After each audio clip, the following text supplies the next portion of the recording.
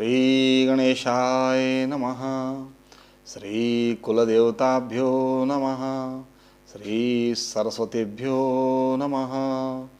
नमस्कार दर्शकों, आज आपके सामने हम हमारे तरंग सरल चैनल से के माध्यम से पुनः अपनी श्रृंखला को आगे बढ़ाने के लिए यहाँ पर उपस्थित हुए हैं और आज हम देखेंगे कि भगवान शिव शंकर को, शिव जी को, भोलेनाथ को कौन से पत्र पुष्प अति प्रिय है और कौन से पत्र, कौन से पुष्प जो नहीं प्रिय है। हम दोनों चर्चा करेंगे और शास्त्र के माध्यम से ही आपको बताएंगे कि जिससे आपको सही जानकारी प्राप्त हो सके। तो आइए समय को व्यर्थ न करते हुए आगे बढ़ते हैं।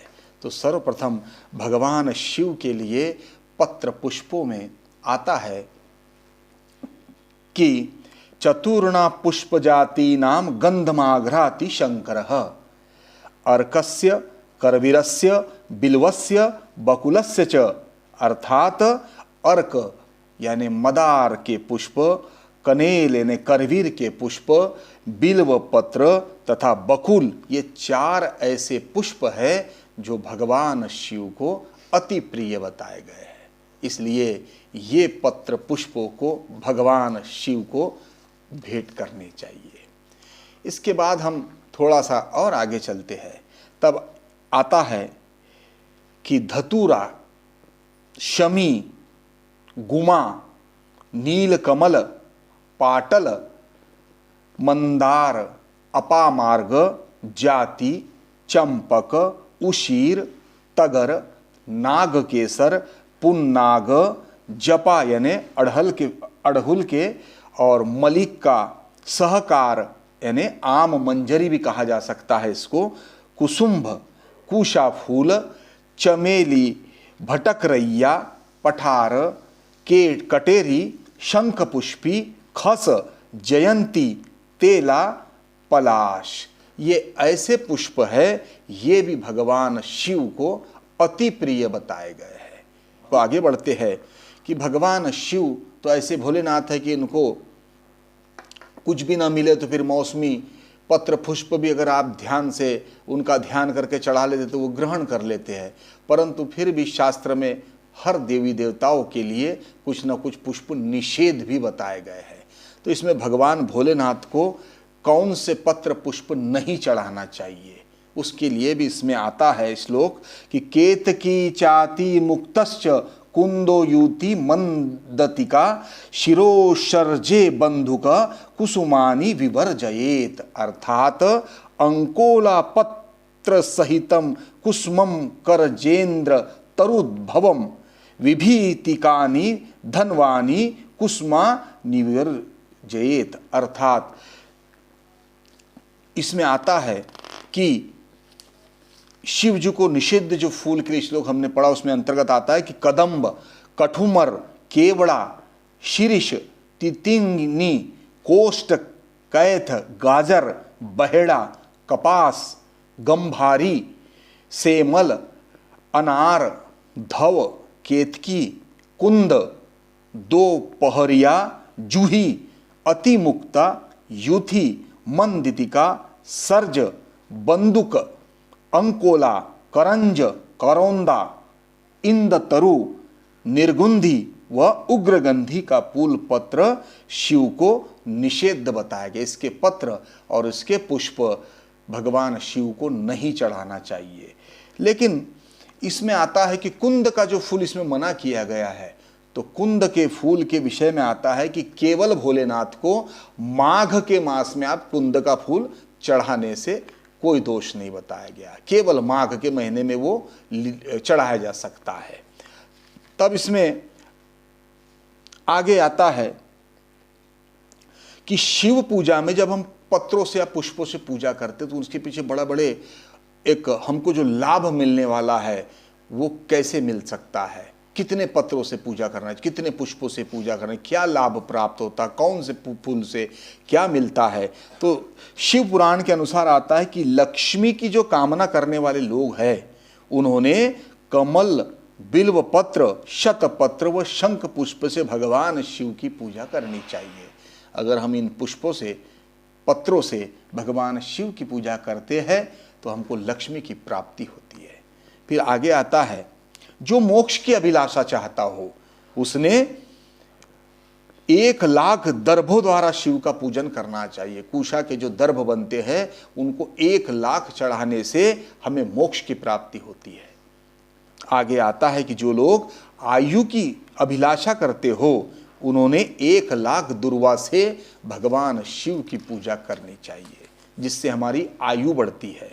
पुत्र की अभिलाषा, जिनको संतान की प्राप्ति न होती हो उन्होंने धतूरे के 1,00,000 पुष्पों से शिव पूजा करनी चाहिए, उससे संतान की प्राप्ति होती है। और धतूरे में भी कभी कभी लाल डंठल वाला जो धतूरा होता है उसको अति प्रिय बताया गया, वो तो भगवान महादेव उससे बड़े खुश हो जाते हैं।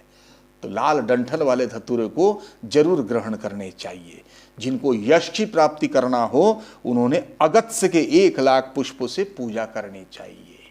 फिर आता है कि जो लोग भोग व मोक्ष के लिए प्राप्ति करना चाहे उन्होंने तुलसी दल से भगवान की पूजा अर्चन जरूर करना चाहिए। फिर आगे आता है कि लाल व सफेद आंख, अपामार्ग व श्वेत कमल के 1,00,000 पुष्पों से जो भगवान शिव को प्रसन्न कर देते हो उनको मोक्ष और भोग दोनों प्राप्त हो जाते हैं। जो लोग शत्रुओं से परेशान है, गुप्त शत्रु जिनको परेशान करते हो, उनके लिए आता है कि जपा अढ़ल के 1,00,000 पुष्प से भगवान शिव की पूजा करने से शत्रु वृद्धि समाप्त हो जाती है और शत्रु पर विजय प्राप्त होती है।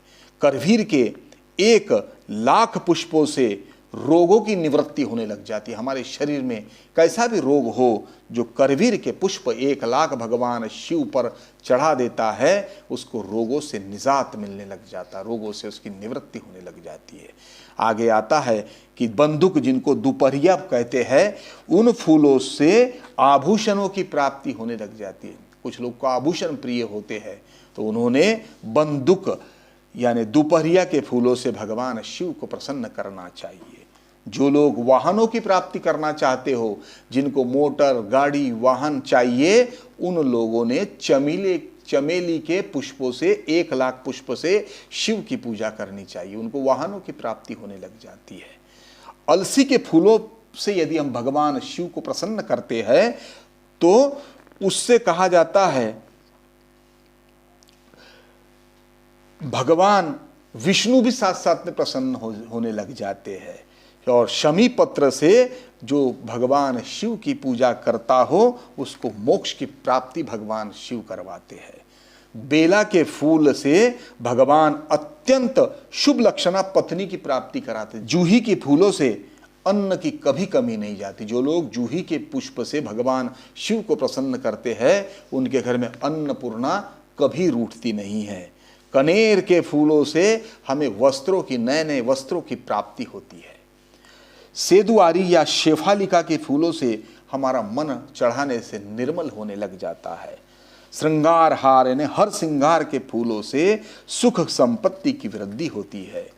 वर्तमान, अब इसमें आता है कि वर्तमान ऋतु में जो भी हमें पत्र पुष्प मिल जाए उनको भगवान को, अगर अज्ञानता है तो अज्ञानता से हम अगर भेंट भी कर देते हैं तो भगवान शिव से भी ग्रहण कर लेते हैं। कहीं पर ऐसा नहीं आता कि अगर हमने भेंट कर दिए तो बहुत बड़ा दंड दे देंगे या बहुत बड़े भगवान नाराज हो जाएंगे। अगर अज्ञानता से हुआ है तो भगवान ऐसा कभी नहीं करते, परंतु अगर हमारे पास थोड़ा बहुत ज्ञान है तो उसके अनुसार यदि हम भगवान शिव की, महादेव की पूजा करते हैं तो वो तो भोलेनाथ है, वो तो वैसे भी प्रसन्न हो सकते हैं।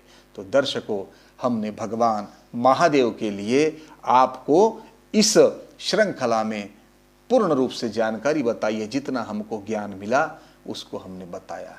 ज्ञान तो बहुत कुछ है, भगवान की आयु कम है, शास्त्र उससे ज़्यादा है, परंतु जो भी हमसे बन पड़ा वो हमने जरूर बताया। इसके बाद की एपिसोड में हम भगवान विष्णु के विषय में आपको बताएंगे कि भगवान विष्णु कौन कौन से पत्र पुष्प को ग्रहण करते हैं, स्वीकारते हैं, और कौन से पत्र पुष्प को नकारते हैं, जो नहीं चढ़ाना चाहिए। इसी के साथ आज का हमारा ये कार्यक्रम समाप्त होता है। जय श्री राम।